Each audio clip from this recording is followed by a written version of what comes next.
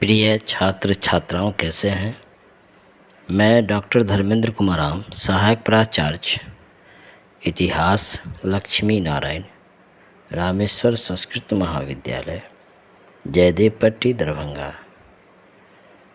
मैं आज पुनः ऑनलाइन टीचिंग हेतु उपस्थित हुआ हूं और आज मैं उपशास्त्री प्रथम वर्ष के छात्र छात्राओं के लिए प्राचीन भारतीय इतिहास के अंतर्गत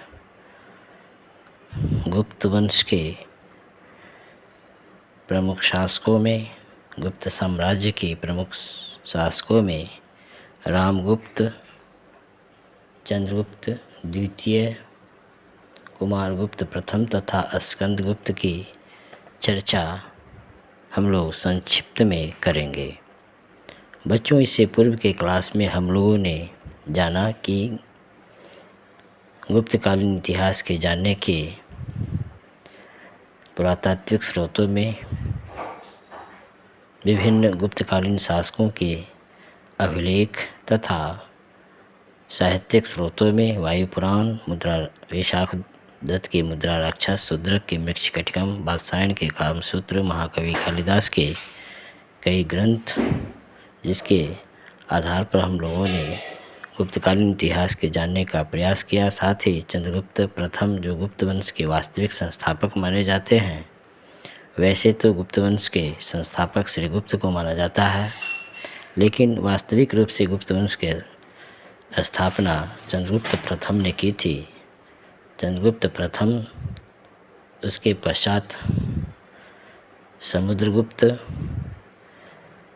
इन तमाम चीज़ों की हम लोग चर्चा कर चुके हैं। आज हम लोग गुप्त साम्राज्य के प्रमुख शासकों में रामगुप्त, चंद्रगुप्त द्वितीय, कुमारगुप्त प्रथम, स्कंदगुप्त की चर्चा करेंगे।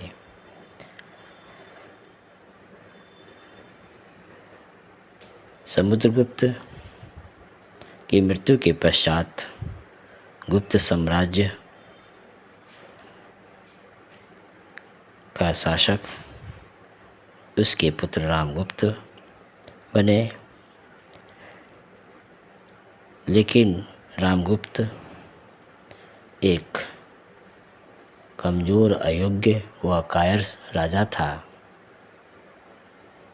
क्योंकि उसे शक शासकों ने परास्त किया था और पराजित होने के पश्चात स्वयं एक अपमानजनक संधि शक शासक के साथ कर लिया। रामगुप्त के संदर्भ में ऐतिहासिक जानकारी हमें उसके एरन से प्राप्त सिक्कों के बारे में हमें जानकारी प्राप्त होती है। रामगुप्त ने शकों से पराजित होने और अपमानजनक संधि करने के पश्चात के अंतर्गत उसने अपनी पत्नी ध्रुव देवी को शक राजा को भेंट करना पड़ा कर दिया, लेकिन रामगुप्त के छोटे भाई चंद्रगुप्त द्वितीय, जो बाद में विक्रमादित्य के नाम से जाने जाते हैं, ने अपने कुल खानदान की मर्यादा की रक्षा की और वह ध्रुव देवी का छद्मवेश बनाकर शक राजा के पास गया और उसकी हत्या कर दी। बाद में उसने कुल कलंक रामगुप्त की भी हत्या कर स्वयं उसकी पत्नी ध्रुव देवी से विवाह किया। रामगुप्त के पश्चात चंद्रगुप्त द्वितीय गुप्त वंश का एक शक्तिशाली सम्राट के रूप में गुप्त साम्राज्य की राजगद्दी पर बैठा। उसने नाग राजकुमारी कुबेर नागा से विवाह किया और चंद्रगुप्त द्वितीय की पुत्री प्रभावती गुप्त थी, जिसका विवाह वाकाटक नरेश रुद्रसेन द्वितीय से उन्होंने करवाया। चंद्रगुप्त द्वितीय ने वाकाटकों की सहायता से काठियावाड़ के शकों का अंत किया। चंद्रगुप्त द्वितीय शक को पराजित करने के कारण ही उसे इतिहास में विक्रमादित्य कहा जाता है। दूसरे शब्दों में कहा जाए तो चंद्रगुप्त द्वितीय की उपाधि विक्रमादित्य था। दिल्ली स्थित कुतुब मीनार के समीप उसके आसपास स्थित लौह स्तंभ पर अंकित चंद्र जो है वह संभवतः चंद्रगुप्त द्वितीय जो गुप्त वंश का प्रतापी सम्राट था इसी का माना जाता है। चंद्रगुप्त द्वितीय ने अपनी सांस्कृतिक उपलब्धियों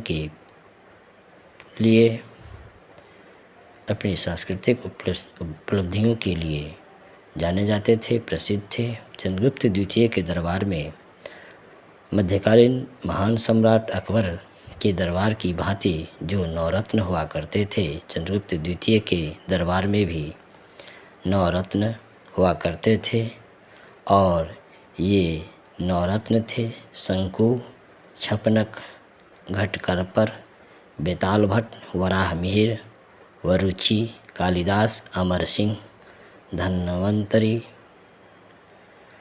चंद्रगुप्त द्वितीय वैसे तो सभी धर्मों के प्रति समान व्यवहार करते थे, सभी धर्मों के प्रति सहिष्णु थे, लेकिन वह स्वयं वैष्णव धर्म को मानते थे, वैष्णव धर्मावलंबी था। जबकि उसके जो मंत्री थे संधि विग्राहक वीरसेन वह शैव था, जबकि उसका सेनापति आम्रकार्दव स्वयं बौद्ध था। चंद्रगुप्त द्वितीय